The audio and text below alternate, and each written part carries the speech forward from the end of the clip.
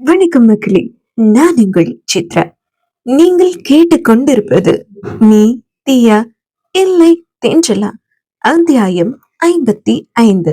கேட்போமா? மின்னலை பிடித்து மேகத்தில் அணைத்து பெண் என்று படித்து வீதியில் விட்டு விட்டால் இப்படி இங்கொரு பெண்மையை படித்து தன்னிடம் கற்பனை தீர்ந்ததை எண்ணி தன் பிரம்மனும் முற்றையுற்றான் என்று பாடல் ராகவனின் காரில் இருந்த ரேடியோவில் ஒலிக்க அதை முணுமுணுத்தபடியே அமர்ந்திருந்தான் ராகவன். What a song! என்னமா ஃபீல் பண்ணியிருக்காரு இந்த சிங்கர். ஐ லவ் இட் என்று ராகவன் சீட் பெல்ட்டை கலட்டினான். தான் அணிந்திருந்த கோட்டை கலட்டி காரின் பின் சீட்டில் போட்டான். கார் கதவின் கண்ணாடியை இறக்கினான் ராகவன். செல்லென்ற காற்று அவன் மீது வந்து மோத ஆழ மூச்செடுத்து கண்களை மூடித்திருந்தான். அவன் செய்வதையெல்லாம் காரை ஓட்டினபடியே பார்த்து கொண்டிருந்தாள் மது. அந்த சமயம் பார்த்து மதுவின் போன் அலறியது. ஒரு கையில் ஸ்டியரிங்கை பிடித்தபடியே தன் கைப்பையில் இருந்த போனை மறு கையால் எடுக்க சென்றாள் மது. அவளுக்கு முன்னே அவளின் கைப்பையை எடுத்த ராகவன் அதிலிருந்து அவளின் கைபேசியை எடுத்து அவளிடம் நீட்டினான். அதை வாங்க கையை நீட்டினாள் மது. அவளையும் சாலையையும் ஒரு சேர பார்த்த ராகவன், கார் ஓட்டும் போது போன் பேசக்கூடாது, வேணும்னா ஸ்பீக்கர் ஆன் பண்றேன், அப்படியே பேசு என்று ராகவன் சொல்லிக் கொண்டே மதுவின் கைபேசியை அட்டன் செய்து ஸ்பீக்கரில் போட்டான் ராகவன். மதுவிற்கு அழைத்திருந்தது திவ்யாதான். ஹலோ மது என்றாள் திவ்யா. சொல்லுடி என்றாள் மது. எங்கடி இருக்க என்றாள் திவ்யா. கார்ல அரண்மனைக்கு போயிட்டு இருக்கேன் என்றாள் மது. யார் கூட என்றாள் திவ்யா. ராகவனை பார்த்த மதுவும் அவர் கூட தான் என்றாள். ஹே, ராகவன் என்னதான் ட்ரிங்க் பண்ணி இருந்தாரு, அப்புறம் எப்படி கார் ஓட்ட முடியும் என்று திவ்யா கேட்க, நான் தாண்டி டிரைவ் பண்ணிட்டு இருக்கேன் என்றாள் மது.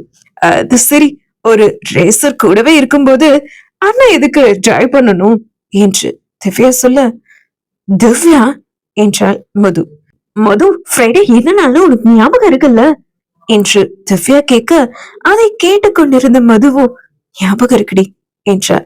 ஃப்ரைடே நைட் 9:30 ரேஸ், உன்னால பார்ட்டிசிபேட் பண்ண முடியும் தானே என்று திவ்யா கேட்க, நேரங்காலம் தெரியாம இவ வேற புலறாளே என்று மது நினைத்து கொண்டே ராகவனை பார்த்தாள்.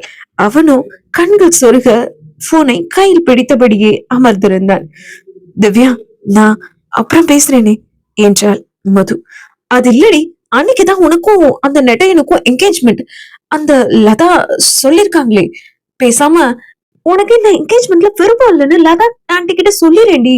நான் ஆனந்தி எல்லாம் கல்யாணம் பண்ணிக்க மாட்டேன், உங்க மகனை தான் கல்யாணம் பண்ணிப்பேன்னு சொல்லிரேண்டி என்று திவ்யா சொல்ல, யாரை ஓரங்கட்டி நிறுத்திய மதுவோ ராகவன் கையில் வைத்திருந்த அவளின் கைபேசியை வாங்கி, திவ்யா போன் ஸ்பீக்கர்ல அவரோட கையில இருந்துச்சுடி, நீ பாட்டுக்கு எல்லாத்தையும் உள்ளிட்டு இருக்க என்று மது சொல்ல, மது நான் என்ன கனவா கண்ண, அண்ணன் கையில உன்னோட போன் இருக்குன்னு நான் சொன்னதெல்லாம் அண்ணன் கேட்டுட்டாரா என்று திவ்யா கேட்க, கேட்டாருதான், பட் போத மயக்கத்துல இருக்காரு, சோ அதெல்லாம் அவருக்கு அதுல விழுந்தாலும் நிச்சயமா காலையில அவருக்கு ஞாபகம் இருக்காதுன்னு நினைக்கிறேன் என்று மது சொல்ல, மது உன்னை பத்தின எல்லா உண்மையும் அண்ணாக்கு தெரிஞ்சிருக்காதுன்னு நீ நினைக்கிறியா என்று திவ்யா கேட்க, வாய்ப்பே இல்லடி, அவருக்கு நிச்சயமா தெரிஞ்சிருக்காது என்றாள் மது. உன்னை பத்தின எல்லாத்தையும் அண்ணன்ட்ட சொல்லிடு என்று திவ்யா சொல்ல, இப்போதைக்கு வேண்டாம் திவ்யா, நேரம் வரும்போது சொல்லிப்போம் என்றாள் மது. மது, நான் உன்கிட்ட உனக்கு கேட்கட்டுமா என்று திவ்யா கேட்க, கேளுடி என்றாள் மது. உன் மனசு எல்லாம் ராகவன் அண்ணனை சுத்தி தான் இருக்கு, எனக்கு தெரியும். அது அப்படி இருந்தும் நீ ஏண்டி லதா ஆண்டி சொல்றதுக்கெல்லாம் சம்மதிக்கிற என்று திவ்யா கேட்க, உன்னோட காதல் முக்கியமா இல்ல என் பையனோட உயிர் முக்கியமான்னு லதா அதை கேட்கும் போது என்னால என்னடி செய்ய முடியும், அதான் ஒத்துக்கிட்டேன். ஆனா என் ஆயுசுக்கும் அவரை என்னால மறக்க முடியாதுடி. எனக்கு ராகவ எவ்வளவு பிடிக்கும் தெரியுமா, he is my everything. ஆனா அவருக்கு தான் நான் எந்த விதத்திலும் பொருத்தம் இல்லாதவளா இருக்கேன். லதாத்த சொல்ற மாதிரி ஜாதகத்துல எல்லாம் எனக்கு நம்பிக்கை இல்லை. பட் பெங்களூர்ல டாப் 10 பணக்காரர்கள ஒருவனா இருக்க இந்த ராகவனுக்கு அப்பா அம்மா இல்லாத அனாதையான நான் மனைவியாக முடியுமா? அவளோட ஆஸ்தி அந்தஸ்துக்கு எந்த வகையிலயும் நான் பொருத்தமா இருக்க மாட்டேன்டி. எனக்குன்னு ஒரு பேர் புகழ் இதெல்லாம் இருந்தா கூட தைரியமா அவரை நான் கல்யாணம் பண்ணிப்பேன். பட் இப்போ நான் ஜீரோ. அவரும் நிறைய யங்ஸ்டர்ஸ் மனசுல ஒரு சக்சஸ்ஃபுல் பிசினஸ் மேனா ஹீரோவா இருக்காரு என்று மது சொல்லி முடிக்க, அப்போ நீ ஒரு வேர்ல்டு ஃபேமஸ் ரேசர் ஆயிட்டனா நீ அண்ணாவை கல்யாணம் பண்ணிப்பதானே என்று திவ்யா கேட்க, அதெல்லாம் நடக்க இன்னும் எப்படியும் 10 வருஷம் ஆகும் திவ்யா. ரேசிங்ல நான் இப்ப வெறும் கத்துக்குட்டி தான். இன்னும் நான் போக வேண்டிய தூரம் நிறைய இருக்குடி என்று மது சொல்ல, என்னமோ போடி, பட் எப்படியாவது ஆனந்த மட்டும் கல்யாணம் பண்ணிக்காதடி பிளீஸ் என்று திவ்யா சொல்ல, எதுவும் நம்ம கையில இல்லடி என்றாள் மது. நீ மட்டும் அந்த ஆனந்த கல்யாணம் பண்ணிக்கிட்ட அப்புறம் நான் உன் குழந்தை லவ்வுக்கு ஓகே சொல்ல மாட்டேன் பாத்துக்கோ என்று திவ்யா கோபமாக சொல்ல, என்னடி சொல்ற என்றாள் மது. உன் குழந்தை என்ன லவ் பண்றானா, பின்னாடியே சுத்தி டார்ச்சர் பண்றான் என்று திவ்யா சொல்ல, ரொம்ப பண்ணாம சஞ்சய்க்கு ஓகே சொல்லுடி என்றாள் மது. நீ முதல்ல அந்த ஆனந்தோட என்கேஜ்மெண்ட்டை ஸ்டாப் பண்ணு, கேன்சல் பண்ணு, அப்புறமா அவன் குழந்தைகிட்ட நான் என் லவ்வ சொல்றேன் என்று திவ்யா சொல்ல, ஹே சஞ்சய் ரொம்ப நல்ல பையன் தாண்டி, நீ மிஸ் பண்ணிடாத அவரை, என் லைஃபும் உன் லைஃபும் வேற வேற என்று மது சொல்ல, இன்னும் நீ ராகவன் அண்ணாவோட லவ்க்கு ஓகே சொல்லு, அப்புறம் சஞ்சய்க்கு நான் ஓகே சொல்றேன் என்று திவ்யா சொல்ல, நீ நாளைக்கு ஆபீஸ்க்கு வா, நம்ம அங்க பேசுவோம் என்று மது கூறினாள் திவ்யாவிடம். சரி வரேன் என்று திவ்யா கூறினாள். சரிடி பாய் என்று சொல்லி கைபேசியின் அழைப்பை துண்டித்தாள் மது. ராகவனோ மதுமயக்கத்தில் கண்கள் சொருக உட்கார்ந்திருந்தான்.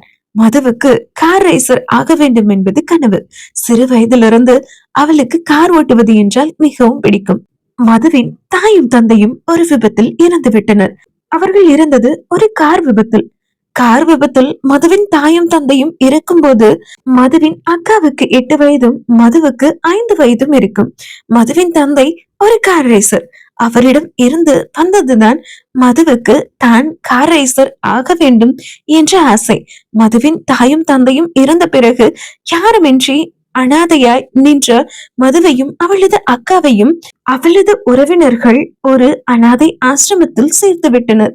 சிறு வயதில் கார் ரேசர் ஆக வேண்டும் என்ற ஆசையை, கனவை நனவாக்கும் முதல் படியைத்தான் மது இப்போது எடுத்து வைத்திருக்கிறார். சொந்தமாக ரேசிங் கார் வாங்கும் அளவுக்கு மதுவிடம் வசதி இல்லை என்றாலும் ஒரு ரேசிங் அகாடமியில் வாடகைக்கு சொல்லி வைத்திருந்தால் ஒரு காரை மதுவின் முதல் ரேசிங் போட்டி வெள்ளிக்கிழமை இரவு 9:30 மணிக்கு.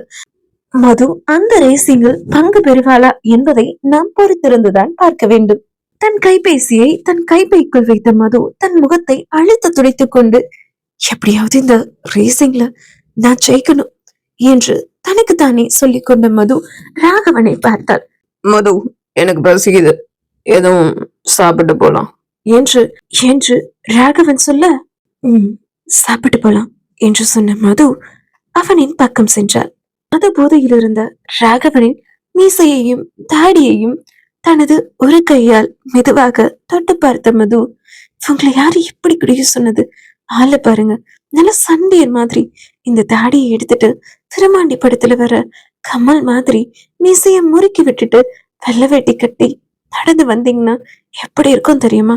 சூப்பரா இருக்கும் என்று சொன்ன மது ராகவனின் அருகே சென்று அவனது மீசையின் 2 பக்கமும் முறுக்கி விட்டு, வாவ், இப்பதான் அழகா இருக்கீங்க என் மீச மச்சான் என்று மது சொல்ல, யாரு யாரு என் மீசையில கை வைக்கிறது என்று ராகவன் கூற, நான் இல்லப்பா என்றாள் மது. ராகவனை 2 நிமிடம் கண்ணுமைக்காது பார்த்த மதுவோ, என் லைஃப்ல என்ன நடக்க போகுதுன்னு எனக்கு சத்தியமா தெரியாது. என்ன நடந்தாலும் நீங்க என் கூடவே இருக்கணும் என்று மது சொல்ல, நான் கூடவே இருப்பேன், நீதான் என்னை விட்டுட்டு போகணும்னு துடிச்சிட்டு இருக்க என்று ராகவன் கூற, அச்சோ, நான் பேசினதெல்லாம் இவருக்கு கேட்டு இருக்குமோ என்று மது யோசிக்க, எனக்கு பசிக்குது, ஐ எம் ஹங்கிரி என்று ராகவன் சொல்ல, இதோ இப்பவே போய் ஏதோ வாங்கிட்டு வரேங்க, நீங்க இங்கே இருங்க என்று மது கூற, சீக்கிரம் ஃபாஸ்ட் என்றான் ராகவன். மதுவும் இறங்கிச் சென்று ரோட்டுக்கடையில் 2 பொடி தோசை வாங்கி வந்தாள். பொடி தோசையை வாங்கிக் கொண்டு காரில் அமர்ந்தவள் ராகவனை பார்த்தாள். அவனோ தோசையை பிய்த்து வாயில் போடும் அளவிற்கு நிதானத்தில் இல்லை.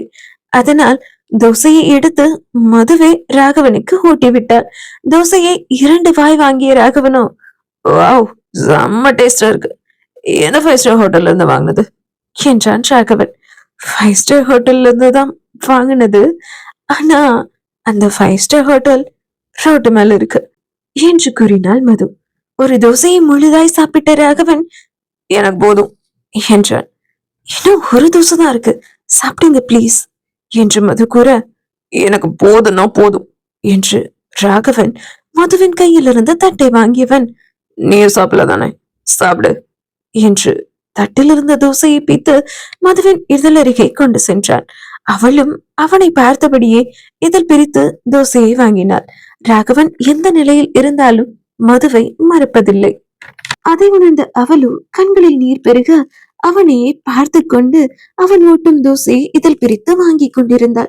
தோசையை அவன் ஊட்டி முடிக்க காரிலிருந்து தண்ணீர் பாட்டிலை எடுத்து அவன் கைகளை கழுவி விட்டாள் மது. சாப்பிட்டு முடித்ததும் தட்டை கடைக்காரரிடம் ஒப்படைத்து விட்டு மது காரின் அருகில் வந்தாள். கண்களை மூடி சீட்டில் சாய்ந்து விட்டான் ராகவன். ஜன்னல் வெளியே வரும் காற்றில் அலையலையாய் அவன் சிகை அசைந்தாட குழந்தை போல் தூங்கும் தன்னவனின் நெற்றியில் இதழ் பதித்த மதுவோ காரை எடுத்தாள். அடுத்த 10 நிமிடத்தில் கார் அரண்மனையின் வாசலில் இருந்தது. முத்துவின் உதவியோடு ராகவனை அவன் அறையில் படுக்க வைத்த மது அவன் கால்களில் இருந்த ஷூ சாக்ஸை எல்லாம் அகற்றிவிட்டு அவன் இடையில் இருந்த பெல்ட்டை எல்லாம் கலற்றிவிட்டு அவனுக்கு அழகாய் போர்வையை போர்த்தி விட்டு தனது அறைக்கு வந்தவள் ரேசிங் பிராக்டிஸிற்கு கிளம்பிவிட்டாள். முதல் நாள் பயிற்சிக்கு செல்கிறாள். லதா எங்கு தன்னை பார்த்து விடுவாளோ என்று பயந்து பயந்து பதுங்கி பதுங்கி ஸ்கூட்டியை எடுத்துக்கொண்டு கிளம்பிவிட்டாள் மது. ராகவன் பார்ட்டி முடிந்து அவனது 7 ஸ்டார் ஹோட்டலில் தங்க வேண்டும் என்றுதான் முடிவெடுத்து இருந்தான். அவனுக்கும் கூல்ட்ரிங்க்ஸில் போதை மாத்திரையை கலந்து கொடுத்து அவன் அறையில் தானும் தங்கி காலையில் ராகவன் தன்னை அபகரித்து விட்டதாக நாடகமாடி அவனை திருமணம் செய்து கொள்ள திட்டமிட்டு இருந்தாள் மாயா. இதையே போல்தான் மதுவிற்கும் போதை மாத்திரையை கலந்து கொடுத்து ஆனந்த் அறையில் அவளை படுக்க வைத்து அவளது நற்பெயருக்கும் களங்கம் ஏற்படுத்த வேண்டும் என்று மாயாவும் லதாவும் திட்டம் போட்டிருந்தனர். ஆனால் நடந்தது என்னவோ வேறு. மது குடிக்க வேண்டிய போதை மாத்திரை கலந்த குளிர்பானத்தை குடித்தது என்னவோ மாயாதான். போதை மயக்கத்தில் மாயா அந்த 7 ஸ்டார் ஹோட்டலின் அறை ஒன்றில் நுழைய அந்த அறையில் இருந்தது என்னவோ ஆனந்த் தான். ஆனந்த் மாயா இருவருமே போதையில் இருக்க ஆனந்திற்கோ மாயா மதுவாக தெரிய, மாயாவிற்கோ ஆனந்த் ராகவனாக தெரிய அந்த இரவில் அவர்கள் இருவரும் கூடி கழித்து தன்னிலை இழந்தனர். சஞ்சயோ சீதாவை தேடி அவளது பொட்டிக்கிற்கு சென்றிருந்தான். அவளோ பொட்டிக்கெல்லாம் மூடிவிட்டு தான் பெற்ற விருதோடு சஞ்சய்க்காக காத்து நின்றாள். சீதாவின் கார் பழுது என்பதால் தன்னை அழைத்து போக தன் அண்ணனை வர சொல்லி இருந்தாள் சீதா. சஞ்சயின் கார் சீதாவின் பொட்டிக் வாசலில் வந்து நின்றதும் காரின் பக்கம் சென்ற சீதா காரின் முன் இருக்கையில் ஏறிக்கொண்டாள். சீதா கையில் வைத்திருந்த விருதை பார்த்த சஞ்சய், சீதா, நீ அவார்ட் வாங்கினதுல எனக்கு சந்தோஷம், பட் அவன் கையால வாங்கினதுலதான் எனக்கு கொஞ்சம் கூட விருப்பம் இல்ல என்றான் சஞ்சய். தன் அண்ணன் சொல்வதை கேட்ட சீதாவோ, எனக்கு தான் அவ கையில அவார்ட் வாங்கினதை நினைச்சா ஆத்திரமும் வருது என்று தனக்குள்ளேயே நினைத்து கொண்டாள் சீதா. சீதாவிற்கு விருது வழங்கினது என்னவோ ஆதித்யன் அல்லவா? சீதா யோசனையில் மூழ்கி இருப்பதை பார்த்த சஞ்சயோ, என்ன யோசனை சீதா என்றான். ஒன்னும் இல்லனா என்றாள் சீதா. வண்டியை எடுத்தான் சஞ்சய். அடுத்த அரை மணி நேரத்தில் சஞ்சயின் கார் அரண்மனையின் முன் நின்றது. சீதாவிடம் ஆதித்யனை பற்றி எதுவும் கேட்கவில்லை சஞ்சய். அடுத்த நாள் காலையும் விடிந்தது. வழக்கம் போல் மது அலுவலகத்திற்கு கிளம்பி கொண்டிருந்தாள். ராகவனு தன் அறையோடு இருந்த ஜிம்மில் த்ரெட்மில்லில் வேர்க்க விறுவிறுக்க ஓடிக்கொண்டிருந்தான். சஞ்சயோ உடற்பயிற்சி எல்லாம் செய்து முடித்தவன் மொட்டை மாடியில் மார்புக்கு கீழே கைகளை கட்டி கொண்டு தன் முன்னே யோகா செய்து கொண்டிருக்கும் தன் தங்கையை பார்த்து கொண்டு நின்றிருந்தான். சீதா, நான் உங்ககிட்ட பேசணும் என்று சஞ்சய் சொல்ல, யோகா செய்து கொண்டிருந்த சீதாவோ, சொல்லுன, என்ன பேசணும் என்றாள். நேத்து டெண்டர் எடுக்க போன இடத்துல ஆதித்யனை பார்த்தேன் என்றான் சஞ்சய். நீங்க எங்க டெண்டர் எடுக்க போனாலும் அங்க ஆதித்யனும் வருவான் தானே என்றாள் சீதா. ம், ஆமா, வருவான் தான். பட் என்கிட்ட நேத்து அவன் ஒரு விஷயம் சொன்னான் என்று சஞ்சய் சொல்ல, என்ன சொன்னான் என்று சொன்னபடியே மாடியிலிருந்த பூச்செடிகளுக்கு தண்ணீர் விட ஆரம்பித்தாள் சீதா. சீதாவின் மனமெல்லாம் படபடவென்று அடித்துக் கொண்டிருந்தது. நேற்று விருது வழங்கும் விழாவின் போது உணவருந்தும் இடத்தில் தான் எல்லாவற்றையும் சீதாவின் அண்ணனிடம் கூறிவிட்டதாக அல்லவா ஆதித்யன் கூறினான். ஒருவேளை அவன் கூறியது உண்மையாக இருக்குமோ என்று நினைத்து பயத்தில் நடுங்கிக் கொண்டிருந்தாள் சீதா. சீதா, செடிக்கு தண்ணி ஊத்துறத நிறுத்திட்டு என்ன பாரு என்றான் சஞ்சய். சீதாவும் செடிகளுக்கு தண்ணீர் ஊற்றுவதை நிறுத்திவிட்டு சஞ்சயை திரும்பி பார்த்தாள். சஞ்சய் அனல் கக்கும் விழிகளோடு நின்று இருந்தான். அவனை எதிர்கொள்ளவே சீதாவால் இயலவில்லை. உனக்கும் அவனுக்கும் என்ன நடந்ததுன்னு சொல்லு என்று சஞ்சய் கேட்க, அண்ணா அது என்று தடுமாறினாள் சீதா. என்ன ஆச்சுன்னு சொல்ல போறியா இல்லையா என்று பற்களை நெறித்த சஞ்சய் அங்கிருந்த பூத்தொட்டியை எடுத்து அவள் முன்னே போட்டு உடைத்து விட்டான். அதை பார்த்து அதிர்ந்த சீதாவோ இதற்கு மேல் எதையும் மறைத்து எந்த பிரயோஜனமும் இல்லை என்று நினைத்தவள் எல்லாவற்றையும் சஞ்சயிடம் கூறிவிட்டாள். இதை கேட்ட சஞ்சய்க்கோ கழுத்து நரம்புகள் புடைக்க, அந்த ஆதித்யனா இன்னைக்கு ஏன் கையாலேயே கொண்டு புதைச்சர்றேன் என்றபடியே படியிலிருந்து கீழே இறங்கி சென்றான் சஞ்சய். சஞ்சய் நேராக சென்றது என்னவோ ராகவனின் அறைக்குத்தான். ராகவனின் அறை கதவை தட்டினான் சஞ்சய். ராகவனோ இடையில் ஷார்ட்ஸ் மட்டும் அணிந்தபடி வெற்று மார்போடு புஷ்அப் எடுத்துக் கொண்டிருந்தான். யாரோ கதவை தட்டும் சத்தம் கேட்டு கமென் என்றான் ராகவன். உள்ளே வந்த சஞ்சய், அண்ணா, நான் உங்ககிட்ட ஒரு விஷயம் சொல்லணும் என்றான். என்றான் ராகவன். அந்த ஆதித்யன் நம்ம சீதாவ என்று சஞ்சய் ஆரம்பிக்க, புஷ்அப் செய்வதை நிறுத்திவிட்டு எழுந்த ராகவனோ சஞ்சயை ஒற்றை கை நீட்டி தடுத்துவிட்டு, ஐநோ, அவனை என்ன பண்ணலான்னு மட்டும் சொல்லு என்றான் ராகவன். அவனை உயிரோட புதைக்கணும்னா என்றான் சஞ்சய். பண்ணில்லா, கிளம்பு என்றான் ராகவன். சஞ்சயும் ராகவனும் வாசுவை அழைத்துக் கொண்டு நேராக பெங்களூருவுக்கு 30 கிலோமீட்டர் தள்ளி ஒரு கிராமத்தில் இருக்கும் ராகவனின் பங்களாவிற்கு சென்றனர். அவனுக்கு என்ன தைரியம் இருந்தா நம்ம வீட்டு பிள்ளைய தொட்டு இருப்பான். மதுப்ப கடத்தன அப்பவே அவனை போட்டிருக்கணும். விட்டு வச்சது தப்பா போச்சு என்று வாசு கோபத்தில் கத்த, இந்த விஷயம் அண்ணனுக்கு நீங்க தான் சொன்னீங்களா மாம்ஸ் என்றான் சஞ்சய். ஆமா, நேத்து அவன் பேச்சே சரியில்லை. நம்ம வீட்டு பிள்ளைய சம்மந்தப்படுத்தி பேசுறான். அதான் சரியில்லைன்னு தோணுச்சு. மச்சான்ட்ட சொன்னேன். நைட்டோட நைட்டா மௌலிய தூக்கி அவன் வாயிலிருந்து எல்லா உண்மையும் வர வச்சாச்சு என்று வாசு சொல்ல, அந்த ஆதித்யனெல்லாம் உயிரோடைய வச்சிருக்க கூடாது மாம்ஸ். அவனை துண்டு துண்டா வெட்டி கூறு போடணும் என்று சஞ்சய் கோபத்தில் கர்ஜித்துக் கொண்டிருந்தான். அடுத்த 30 நிமிடத்தில் ராகவனின் கார் அவனுடைய பங்களாவின் முன்பு நின்றது. ராகவனின் கார் அவனுடைய பங்களாவின் முன் நின்றதும் பாடிகார்ட்ஸ் வந்து அவனின் கார் கதவை திறந்துவிட காரிலிருந்து இறங்கினான் ராகவன். ராகவனின் எதிரிகளுக்காகவே கட்டப்பட்ட பங்களா அது. அந்த பங்களாவின் வாசலில் வரிசையாக ராகவனின் பாடிகார்ட்ஸ் நின்று இருக்க, அவர்களை கடந்து ராகவன், வாசு, சஞ்சய் மூவரும் உள்ளே நுழைய, அந்த பங்களாவின் வரவேற்பறையில் இரத்த வெள்ளத்தில் முகம் அடையாளமே தெரியாதபடி நாற்காலியில் கட்டப்பட்டு ஒருவன் இருந்தான். அவன் பக்கத்தில் சென்றான் ராகவன். தன் பேண்ட் பாக்கெட்டின் பின்னே சொருகியிருந்த துப்பாக்கியை கையில் எடுத்த ராகவன் அவனுடைய துப்பாக்கியால் தொங்கி கிடந்த நாற்காலியில் கட்டப்பட்டு இருந்தவனின் தாடியை நிமிர்த்த அவனும் கண்களை திறந்து பார்த்தான். பெரிய மச்சான், வாடா வா என்றான் ராகவன் எதிரில் இருந்தவன். யாருடா மச்சான் என்றபடியே அவன் மார்பில் தன் முழு பலத்தையும் கொண்டு ஆதித்யனை உதைத்தான் சஞ்சய். ஆம், அந்த நாற்காலியில் கட்டப்பட்டிருந்தது ஆதித்யனைத்தான். ஆதித்யனை சஞ்சய் உதைத்ததில் நாற்காலியோடு ஆதித்யன் பின்னே விழுந்தான். இனி என்னவெல்லாம் நடக்க போகிறது? இந்த நீ தீயா இல்லை தென்றலா இந்த கதையில் என்பதை நாம் அடுத்த அத்தியாயத்தில் பார்ப்போம்.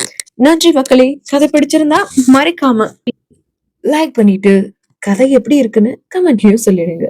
இது போல நிறைய கதைகளை தெரிஞ்சுக்க நம்ம சேனலை சப்ஸ்கிரைப் பண்ணி வச்சுக்கோங்க. பாய்.